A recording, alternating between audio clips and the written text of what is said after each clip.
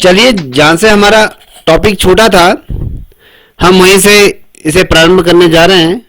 ठीक है, देखिए, हमने अभी तक जो बात करी थी, अभी आपको जैसे ये सर्वविदित होगा कि हमने जो अभी तक जो पूरी चर्चा करी थी, हमने कहा कि भारतीय शिक्षा व्यवस्था की हमने अभी तक बात करी थी। ठीक है, उसमें भारतीय शिक्षा बदलाव, जो शिक्षा में क्या बदलाव है, उसकी प्रमुख समितियां कौन कौन सी थी, हमने पूर्व से लेकर किस प्रकार से हमारे वेदों से हमें ये अध्ययन हुआ, किस प्रकार से तमाम चीज़ें हुई, कब ये 27 ईसा पूर्व अगर हम कहें तक्षशिला में जो पहला विद्यालय स्थापित किया गया, फिर 2300 ईसा पूर्व की अगर हम बात करें नालंदा जैसे विश्वविद्यालयों की स्थापना की गई थी। उन विद्यालयों में अगर हम बात करें तो इसमें वेदांगों की शिक्षा के अंतर्गत अगर देखें तो चाहे विज्ञान हो, तकनीक हो, गणित हो, ये जो भी ये तमाम जो शिक्षा है, इन शिक्षाओं को यहाँ पर क्या किया जाता था, दिया जाता था। ये अभी हमने विस्तार से समझ लिया। फिर हमने बात करी थी कि किस प्रकार से विदेशी आक्रमणों के बाद जो भारत में शिक्षा का जो स्वरूप, जो पैटर्न चेंज हुआ, तो किस प्रकार से विदेशियों ने शिक्षा के अंतर्गत क्या चीज़ें उन्होंने की, चाहे हम आज़ादी की पूर्व की बात करें, फिर आज़ादी के बाद जो जिस तरीके से शिक्षा के क्षेत्र में जो बदलाव हुए, हम उन बदलावों के बारे में यहाँ पर हमने विस्तृत रूप में समझा। और उसके बाद जो हमने ये भी समझा कि भारत में स्वतंत्रता पूर्व जो बनी जितनी भी समितियां थी, उन समितियों के बारे में हमने चर्चा करी कि जैसे कोलकाता विश्वविद्यालय से परिषद है, ये इसका गठन किया गया था 1818 में। वहीं पर वुड चार्ल्स वुड समिति थी 1824 में, जिसमें भारतीय मैग्ना कार्टा इसे भी कहा जाता है, क्योंकि ये क्वेश्चन कई दफ़े आपकी प्रतियोगिता परीक्षाओं में पूछा गया है। ठीक है, और हंटर आयोग की हमने बात करी थी कि हंटर आयोग के अंतर्गत जैसे 1882 से 1883 के मध्य में जो शिक्षा के क्षेत्र में, जो शिक्षा के अंतर्गत जो महिला को जो शिक्षित करने का यहाँ पर जो बात की गई थी, उस पर हमने चर्चा करी थी। उसके बाद हमने देखा था सेंडर आयोग हो या फिलिप समिति हो या फिर सर जॉन सार्जेंट समिति की हमने बात करी। तो अभी हमने जो चर्चा करी थी इन पे की थी। उसके पश्चात जो हम बात करेंगे वो बात करेंगे हम कि भारत जब स्वतंत्र हो गया था, स्वतंत्रता के पश्चात भारत में किस प्रकार से स्वतंत्रता से संबंधित क्या बनी थी, नीतियां बनी थी, या कहें उससे आयोग बने थे, या फिर कहें उससे नीतियों को निर्मित किया गया था। जैसे आपके प्रवक्ता संवर्ग के अंतर्गत अगर हम बात करें, जैसे कि आपका डॉक्टर राधाकृष्णन दिया गया है, मुदालिर आयोग दिया है, कोठारी आयोग दिया है, जो ये राष्ट्रीय शिक्षा, ये जो है आपके बेसिकली ये जो बनाए गए हैं नोट्स हैं, ये आपके क्या है, ये प्रवक्ता संवर्ग को मद्देनजर रखते हुए ये नोट्स बनाए गए।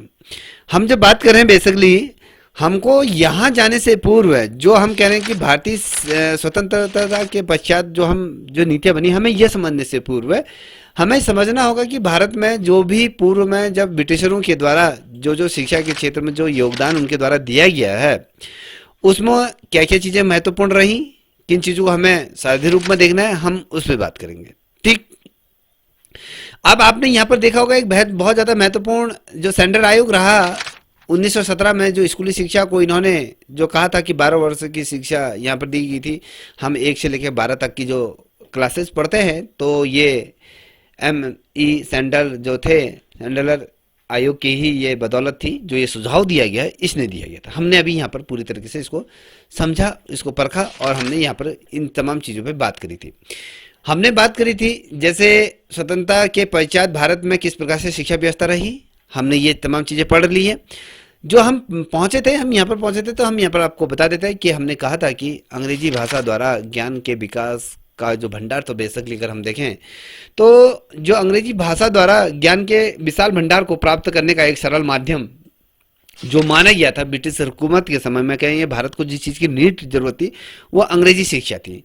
तो कहीं ना कहीं जब हमें अंग्रेजी शिक्षा का ज्ञान हो जाता है तो हमारे सामने एक विशाल भवसागर सामने खड़ा होता है, जहाँ से हम अपने ज्ञान को और ज़्यादा विकसित कर सकते हैं।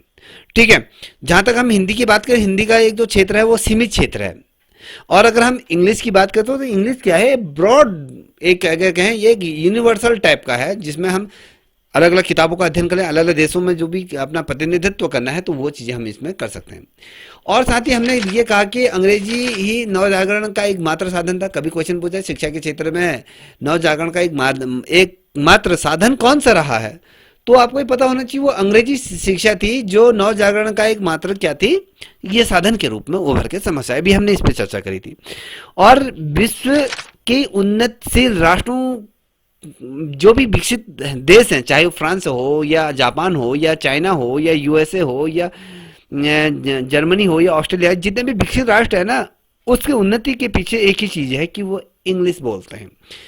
चाहे उनकी क्षेत्रीय भाषा जो भी रही हो, मगर वो जो ज्यादा प्रेफर देते हैं अंतर्राष्ट्रीय जो ग्लोबल तौर पर जी हम जिस जो भाषा का प्रयोग करते हैं, तो वो आपकी अंग्रेजी है। जो ये किसी भी राष्ट्र की उन्नति, हमने पूर्व में ही आपसे चर्चा करी थी, किसी भी राष्ट्र की अगर रीढ़ की जो हड्डी होती है वहाँ की वो शिक्षा होती है। शिक्षा ही उस देश की रीढ़ की हड्डी होती है। कभी क्वेश्चन बनेगा, हमने यहाँ पर भी चर्चा कर ली थी कि इंग्लैंड में नव जागरण आया, कब आया था? नव जागरण काल का अगर हम बात करें तो ये नव जागरण कब पैदा हुआ था, या कहीं इसका ये आने का कारण था कि जब लैटिन भाषा का विकास हुआ उसके कारण इंग्लैंड में नव जागरण एक चेतना आई। ठीक है, उसी प्रकार से अंग्रेजों के द्वारा, अंग्रेजी के माध्यम से भारत में भी कहीं ना कहीं विकसित हो सकता है, ऐसा मैकेले द्वारा कहा गया था कि अगर हम भारत को शिक्षा के क्षेत्र में थोड़ा आगे करें, चाहे हम नीतियों को संपादित करें या उनको निर्मित करें जो कि भारत के हितों में होगी।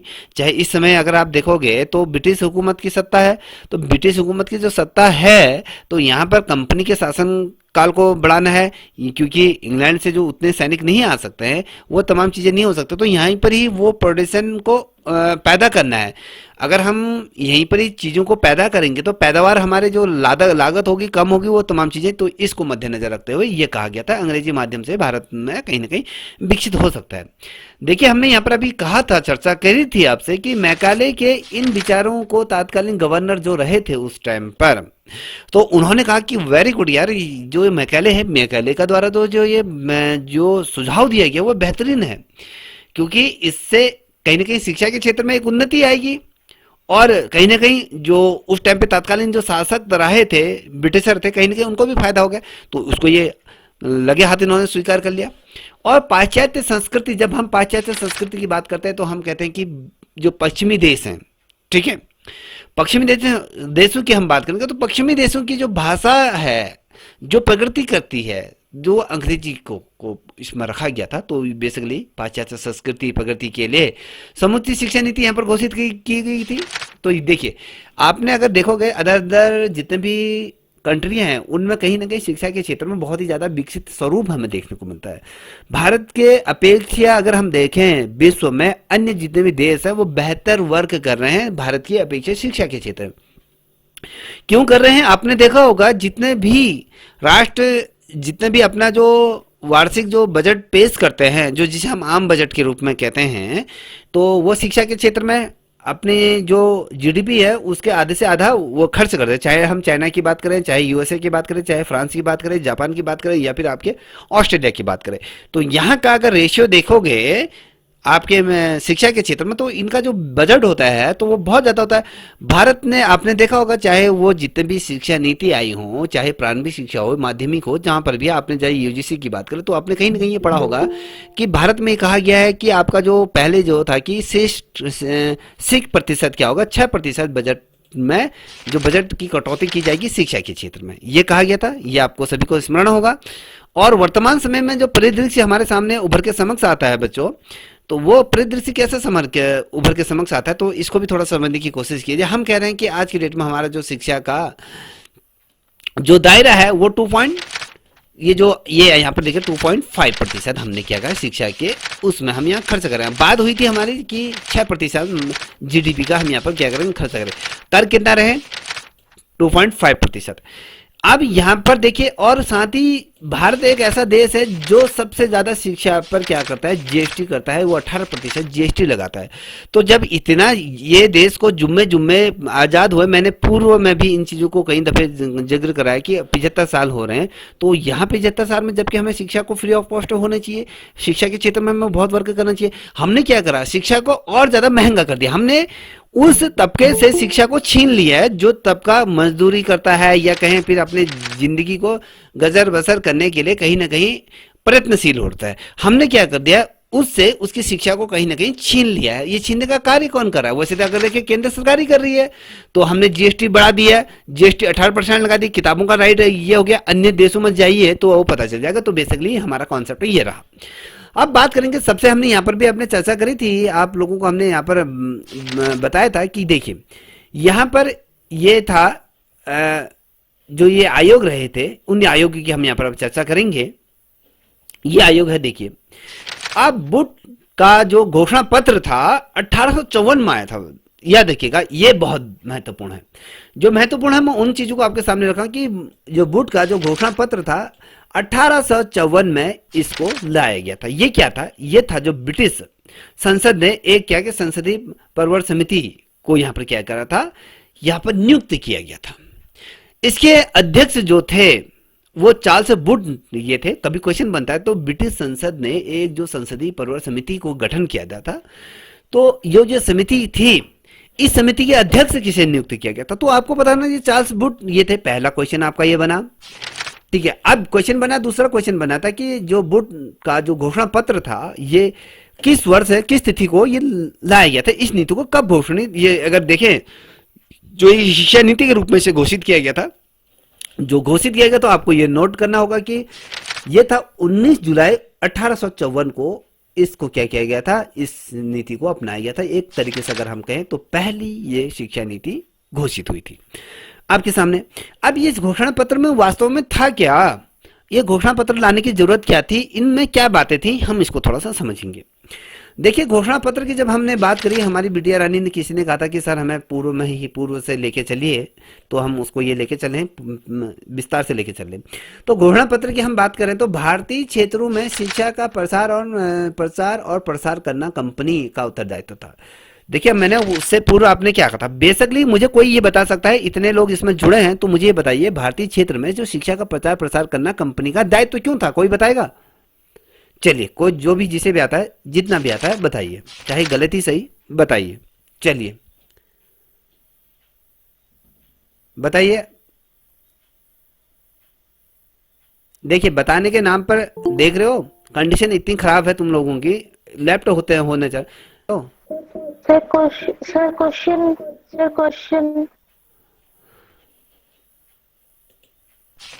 हमने क्वेश्चन करा बेटा, हमने ये कहा कि भारतीय शिक्षा में शिक्षा का प्रचार प्रसार एवं उसकी, देखिए शिक्षा का प्रसार और प्रसार करना कंपनी का उत्तरदायित्व है। ये क्यों करा गया था, ये कंपनी का दायित्व क्यों था? मुझे इतना बता सकते हैं कि आखिर ऐसी क्या जरूरत पड़ी जो कंपनी को प्रचार प्रसार करने की जरूरत पड़ी?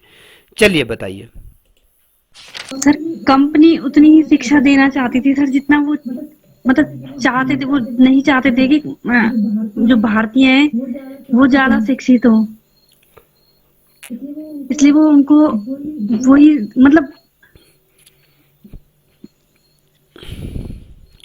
मुझे ये बताओ ना, वो छान छान छान के मुझे ये बताइए, आपने हिस्ट्री या पॉलिटिकल साइंस कभी पढ़ी? पढ़ी तो है सर। देखिए गलती क्या हो रही, और तैयारी देख, आप अपने सामने देख पा रहे होगे कि यहाँ पर इतने बच्चे जुड़ रहे हैं, नालायक की तरह उत्तर जैसे हमने क्वेश्चन रखे तो लैपटॉप होना शुरू करे। तो आप ये लेके चलिए कि जो प्रवक्ता संवर्ग के अंतर्गत जो कंपटीशन है वो ना के बराबर है, याद रखिएगा। और सारे बच्चे ऐसी भीड़ लगाने वाले होते हैं, ठीक है। देखिए जहाँ पर हम कंपनी शैली की अगर बात करते हैं, अगर बहुत डिटेल में पढ़िएगा, देखिए जब भी हम बात करते हैं कंपनी की बात करते हैं, जब भारत में जब कंपनी का आगमन हुआ तो भारत, क्योंकि यहाँ पर उसका प्रोडक्शन हाउस ये था कि कंपनी अपने आप को विस्तृत करना चाहते थे, भारत के अन्य जितने भी प्रांत हैं उन प्रांतों में अपना ये क्या कर रहा है, विस्तार कर रही थी। तो ये नहीं है कि इतने ज़्यादा जो यहाँ पर इन्होंने बेसिकली यहाँ पर अपने रेजिडेंस बनाए या कॉलोनियाँ बनाए, यहाँ पर अपने तमाम अपने धर्म का भी प्रचार प्रसार, मगर उतनी संख्या में यहाँ पर जो वर्कर्स नहीं मिल पा रहे थे क्योंकि इंग्लैंड से इतना नहीं आता था। तो अब कंपनी की कार्यशैली की या उनकी देख रेख के लिए हमें ऐसे वर्कर चाहिए, स्किल्ड वर्कर चाहिए। तो भारत में अगर हम बेसिकली अगर बात करें, जो ये वुड का घोषणा पत्र आया ना, तो बेसिकली इसका मेन उद्देश्य ही था कि भारत के उन जनमानस को शिक्षित कराया जाए। तो क्यों विद्यालयों को ओपन कराया गया, अधिक से अधिक लोगों को इसमें शिक्षित करने का लक्ष्य रखा गया कि जिससे कि कंपनी के बड़े बड़े पदों पर क्या करा जाए, कंपनी के सदस्यों को रखा जाए, जिसकी वजह से इंग्लैंड से आने वाले लोगों को या जो तमाम चीजें जो खर्चा वहन होना था वो कम हो। और कहीं ना कहीं इससे क्या होगा, भारत के लोग जो शिक्षित होंगे। अगर आपने देखा होगा जो आईसीसी का जो बड़े बड़े परीक्षाएं होती थी, आईएएस जैसी परीक्षाएं होती, यहाँ तक कि भारत के जो जनमानस को यहाँ पर पढ़ने के लिए यहाँ पर 1 लाख रुपए का बजट तक, यहाँ पर 4 से 5 लाख का बजट भी यहाँ पर ये कंपनी सैली ने घोषित किया था। जब पढ़ोगे तब आपके समझ में आएगा। तो बेसिकली ये था कि कंपनी ने अपने हितों के लिए जो भारतीय शिक्षा के क्षेत्र में जो प्रचार प्रसार, वो कंपनी का उत्तरदायित्व था कि इसीलिए वो थी। और इस प्रकार की जो शिक्षा का दायित्व की अगर बात करें, इस घोषणा पत्र ने कंपनी के कंधों पर डाल दिया कि ये जो घोषणा पत्र था बेसिकली इसने क्या कर दिया कि भैया लो, तुम अपना, ये तुम्हारा दायित्व बनता है, तुम करो, खाओ, जो करते हो करो, ये तुमने ये करना है। अब कंपनी सामने समस्या रही ना कि भैया हमें अधिक संख्या में वर्कर चाहिए, स्किल्ड वर्कर चाहिए, और जो काम कर सके, हमें इंग्लिश आ सके, जिससे हम आपस में वार्तालाप कर सकते। तो इस बड़ी संख्या में इससे कहीं ना कहीं भारत में एक शिक्षा का उदय हुआ, याद रखिएगा। अब यहाँ पर देख पा रहे होगे, दूसरा पॉइंट कह रहा है कि घोषणा पत्र प्राच्य साहित्य को अच्छा मानता है, किंतु शिक्षा का यह अंतिम उद्देश्य यूरोपीय साहित्य, विज्ञान, कला और दर्शन का और साथ ही धर्म का विज्ञान का प्रदान करता है। तो बेसिकली ये घोषणा पत्र इतना ये था कि इसमें पाश्चात्य साहित्य को अच्छा माना गया। और किंतु अगर देखें तो शिक्षा का जो अंतिम छोर होता है, उसका उद्देश्य जो था कि यूरोपीय सभ्यता या कहें यूरोपीय जो साहित्य है, चाहे वो साइंस की बात करें या आर्ट की बात करें या फिर हम फिलोसफरों की बात करें या फिर एजुकेशन जो फिलोसफर रहे हैं या उनकी बात करें, फिर या आपके हम जो धर्म है उसकी हम बात करते हैं, तो इसमें भी इसने जोर से इसमें वकालत की। देखिए तीसरा पॉइंट कह रहा है कि शिक्षा का माध्यम अंग्रेजी होना चाहिए। किसने कहा था? क्योंकि यार एक चीज बताइए, जो कंपनी शैली के जो नुमाइंदे यहाँ पर आए थे उनको तो हिंदी नहीं आती थी ना। वो क्या चाहेंगे कि पाश्चात्य संस्कृति को या कहें पाश्चात्य संस्कृति जो शिक्षा है उसको क्या करना है, उसको व्यापक रूप में अपनी संस्कृति को विस्तार रूप देना है। क्योंकि अंग्रेजों ने भरपूर कोशिश करी थी कि भैया भारत से हर चीज उनकी खत्म कर दी जाए और यहाँ पर सिर्फ अपना ही जो शासन व्यवस्था है वो पूरी तरीके से हावी कर दिया जाए, चाहे वो शिक्षा के क्षेत्र में हो या अन्य क्षेत्रों में हो। तो उसने भरपूर कोशिश करी। तो कहा गया कि वुड का घोषणा पत्र क्या कहता है कि किस प्रकार की शिक्षा की व्यवस्था होनी चाहिए, कौन सा माध्यम होना चाहिए। क्वेश्चन बनता है तो आपको ये पता होना चाहिए कि यहाँ पर अंग्रेजी शिक्षा होनी चाहिए, क्योंकि ये यूरोपीय ज्ञान का विशाल क्या भंडार हो, केवल अंग्रेजी के माध्यम से ही ये प्राप्त किया जा सकता है। हमने कहा कि समुद्र क्या है, एक अंग्रेजी है। अंग्रेजी का मान लीजिए समुद्र एक अंग्रेजी है, उसका जो नदी है या उसका झरने है, तालाब है, एक भारत मान लीजिए। अब हमें समुद्र में विलीन होना है, अगर हमें समुद्र में गोते मारने हैं तो हमें जो समुद्र में हम गोते मारेंगे तो हमारे सामने क्या होगे, हमें तो वो गोता कैसा मारते हैं, समुद्र में किस प्रकार से ड्राइव करते हैं, हमें वो तमाम चीजें आनी चाहिए। तो वो माध्यम कौन सा बना, वो माध्यम आपका जो बना था वो आपकी इंग्लिश बनी थी। हमने माध्यम की बात करें, शिक्षा का माध्यम कौन सा होना चाहिए, अंग्रेजी होनी चाहिए। तो अंग्रेजी को महत्वता यहाँ पर दी गई थी, तो इस चीज को याद रखिएगा। ठीक, अब बात करेंगे। देखिए प्रत्येक प्रांत में, अब आपको ये पता होगा प्रांत किसे कहा गया था, मुझे कोई बताएगा? ये अब भारत में जो प्रांत थे, प्रांतों का मतलब क्या था, मुझे कोई बताइए। प्रांत, आरती बेटा बताइए, प्रांत किसे कहेंगे हम? प्रांत की हम जब बात करते हैं तो प्रांत क्या थे, प्रांत किसे कहते हैं? प्रत्येक प्रांत में जन शिक्षा विभाग स्थापित किए जाएंगे। अब प्रांत क्या था आपको यह पता होना चाहिए। जब भारत में ब्रिटिशों का हुकूमत थी, हम कहते हैं कि ब्रिटिश इंडिया की जब हम बात करते हैं तो ब्रिटिश इंडिया की पूरे भारत में क्या था, किसका शासन था? ब्रिटिशों का शासन। कुछ ऐसे क्षेत्र थे जहां पर रजवाड़े रहा करते थे, या कहें हम जैसे जो देसी रजवाड़े रहे, क्योंकि देशी रजवाड़े किसके पश्चात पर्यंत जीवित थे आपको पता है? वो अगर हम कहें तो जो ये अंग्रेजों के पश्चात पर्यंत ये अपने राज्यों को संचालित कर रहे थे, या कहें अंग्रेजों की दया भीख के कारण ये बचे हुए थे। अगर अंग्रेजों की जितने भी ये जो शासक थे वो चाटुकारिता करते थे, तो जब चाटुकारिता कर रहे थे तो ये उस प्रांत के क्या थे, जो शासक के रूप में बने रहते। अगर आपको थोड़ा सा पीछे और ले जाऊं, जिस समय भारत में मुगलों का आगमन हुआ जब मुगल थे, तो मुगल काल में भी ये जो कुछ प्रांत ऐसे रहे थे जो उस टाइम में भी इन राजाओं ने मुगलों के अधीन चाटुकारिता की थी और उनकी प्रसाद पर्यंत पे अपना जीवन बसर बसर करा। जैसे मुगलों का अंत हुआ, फिर ब्रिटिशों का आगमन हुआ, तो ये जो राजा थे इनको तो अपना शासन, अपना एक राज्य चलाना था, तो ये भी फिर अंग्रेजों की चाटुकारिता करने लगे। तो पूरी तरीके से अगर अंग्रेज लोग इनको उस समय चाटुकारिता का मौका नहीं देते तो ये पूरा भारत में अगर हम कहें तो ब्रिटिशों का हुआ, तो प्रांत रहते ही नहीं। तो प्रांतों में प्रांत भी किसके अधीन थे? ये अधीन थे आपके अंग्रेजों के अधीन थे, ये इनके प्रसाद पर्यंत में जीवित रहे।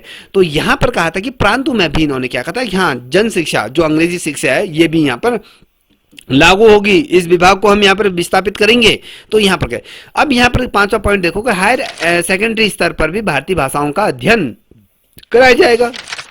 इन्होंने ये कहा था कि ये बुटवर्थ का जो ये घोषणा पत्र था, इसने यहाँ तक ये सीमित नहीं था। इन्होंने ये कहा कि भैया आप लोग यहाँ पर ही तक सीमित मत रहिए कि जो है हाई सेकेंडरी ये भी जो ये शिक्षा है, यहाँ पर भाषाएं हैं जो भारतीय भाषाएं, उन पर भी हम क्या करेंगे, भाषाओं का अध्ययन कराएंगे, इस पर भी हम शिक्षा को देंगे। तो ये बात हुई थी।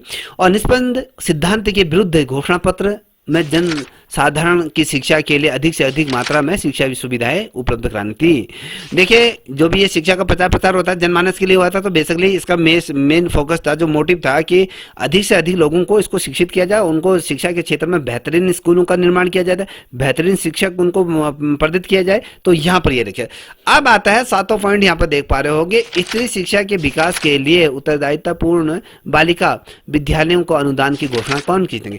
क्वेश्चन बनता है कि भारत में सर्वप्रथम जो बालिका विद्यालयों के अनुदान की घोषणा किस के द्वारा की गई थी? तो आपको बताना चाहिए जो ये है आपका बुट का जो घोषणा पत्र है, तो ब्रिटिश हुकूमत के समय में यहाँ पर इसके अंतर्गत ये कहा गया था कि आप जो ये है जो महिला शिक्षा के क्षेत्र में भी बालिका शिक्षाओं के लिए भी इनको अनुदान की व्यवस्था की थी कि हाँ हम यहाँ पर अनुदान देंगे और बालिकाओं को यहाँ पर क्या करेंगे, जो महिलाएं हैं उनको भी शिक्षित करने की हम यहाँ पर बात करते हैं। तो याद रखिएगा, हम उनको भी कहीं ना कहीं सम्मिलित करने की यहाँ पर भरपूर कोशिश करते हैं। तो यहाँ पर ये अब यहाँ पर आठवां प्रश्न है, यहाँ पर देखिए ये चीज आप देखो, यहाँ पर व्यवसाय शिक्षा की प्रगति के लिए चिकित्सा, कानून और तथा इंजीनियरिंग की शिक्षा की व्यवस्था करनी चाहिए। अगर आपने बेसिकली एनईपी 2020 पढ़ी होगी तो एनईपी 2020 के अंतर्गत भी जिक्र है कि हमारा बेसिकली अगर जो हमारा मोटिव है एनईपी 2020 का अगर आप गहनता से अध्ययन करोगे, जब हम पढ़ेंगे तो हम बहुत ही उसकी गहराई, उसके एक एक पन्ने छान देंगे। तो उसमें क्या गया था, जितने भी स्किल है हमारी, जो भी स्किल है, चाहे वो स्पोर्ट्स में हो, आर्ट में है, क्रिएटिविटी में हो, चाहे वो आपके चाहे वो साइंस के क्षेत्र में हो, चाहे वो चिकित्सा के क्षेत्र में, जिसको जिस तरीके से जो चीज़ें में रुचि है वो उसको काम को करेगा, वो अपने जीवन को आगे जाकर कहीं ना कहीं वो स्किल्ड वर्कर बन के अपने जीवन को निर्वाह कर सकता है। तो कहीं ना कहीं एक बेरोजगारी को कम करने का लक्ष्य रखा गया 2030-35 तक का। ठीक है, तो पहले भी यही चीज थी कि व्यवसाय शिक्षा पर की प्रगति के लिए, व्यवसाय शिक्षा क्या होगी, आपके जैसे उद्योग धंधे लग रहे हैं, अपनी फैक्ट्रियों को लगा रहे हैं, कोई छोटा मोटा काम कर रहे हैं, जिससे कि वो अपनी आमदनी को क्या कर सकता है, वो कहीं ना कहीं ग्रो कर सकता है। ठीक है, तो ये तमाम चीजें होती हैं। अब बात करेंगे तो यहाँ पर देख पा रहे होगे, ये मुझे लगता है ये जो बुट का जो घोषणा पत्र है, इतना आप लोगों के समझ में आ गया है? बताइए हाँ या ना।